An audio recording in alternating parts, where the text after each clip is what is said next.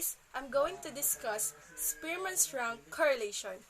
Spearman's rank correlation is the non-parametric version of Pearson correlation. It measures the strength and direction of monotonic relationship among two variables that is needed to be ordinal variables. However, other types of variables like interval or ratio can also be used in Spearman's rank correlation if it didn't reach the assumption of Pearson's correlation. What is monotonic relationship? Monotonic relationship has characteristics of number one is as one value increases, the other value also increases. And another is that as one value increases, the other value decreases.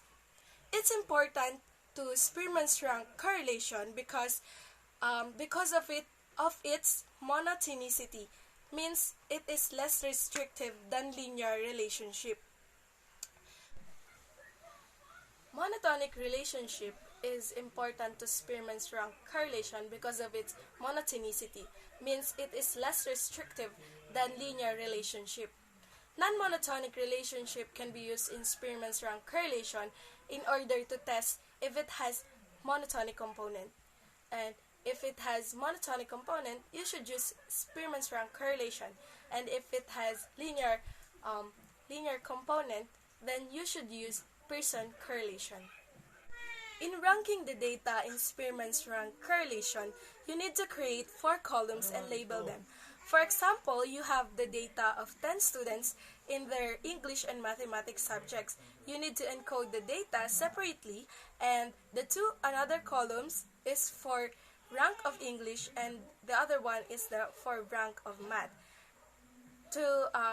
In ranking the data, you need to place number 1 in the highest value.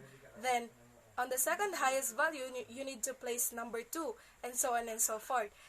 In case you have identical data, you need to get their joint rank. To get their joint rank, you need to take their average of the ranks that they are supposed to occupy, and then as you get the joint rank, you need to place it on the ranks of all the identical scores, and these scores that have identical rank is called tied scores. Spearman's rank correlation has 2 types formula. The first one is for data that have no tied ranks, and the second one is for data that have tied ranks. Spearman's rank correlation can be signified as P or R sub S. It can take value from +1 to -1. The closer R sub S is to 0, the weaker the association is between ranks. And then R sub S of +1 indicates perfect association between ranks, and R sub S of -1 indicates perfect negative association of ranks. Then R sub S of 0 indicates no association between ranks. In null hypothesis, in testing our null hypothesis in Spearman's rank correlation, it has general form, which is there is no monotonic association between the 2 variables in the population. In calculating Spearman's rank correlation, we have here our example. In our example, we have the data of 10 students in their English and mathematics grade. In English, 80 has the highest value, so it has the rank number 1. And then 45 is the lowest value, so it has number 10. In mathematics, we have here 77 as the highest value and the 40 as the lowest value. As I've said a while ago, in ranking the data in Spearman's rank correlation, you have to put the highest value as number 1 and so on and so forth. And then in computing Spearman's rank correlation, after this, you need to add another 2 column, which labeled as D for difference of ranks, and d squared 4 squared of the difference. In getting the difference of ranks, you just need to, example, 9 minus 4 is 5, 3 minus 2 is 1, and so on and so forth. And then in d squared, you just need to square the difference, like 5 times 5 is equals to 25, and so on and so forth. And you need to get the summation of d squared. In this example, the summation of d squared is 54. And then, after filling the information on the table, you need to substitute it on the formula.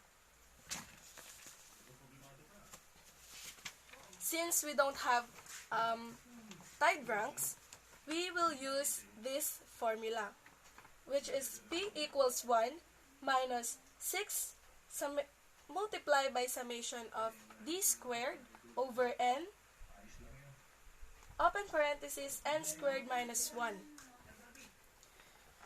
In substituting the information a while ago, P equals 1 equals 6 times 54, 10, open parenthesis, 10 squared minus 1. Then, 6 times 54 is 324, and the answer on the denominator is 990. P equals 1 minus 324 over, or divided it by 990 is equal to 0.33. Then, P equals 1 minus 0.33 is equal to 0.67.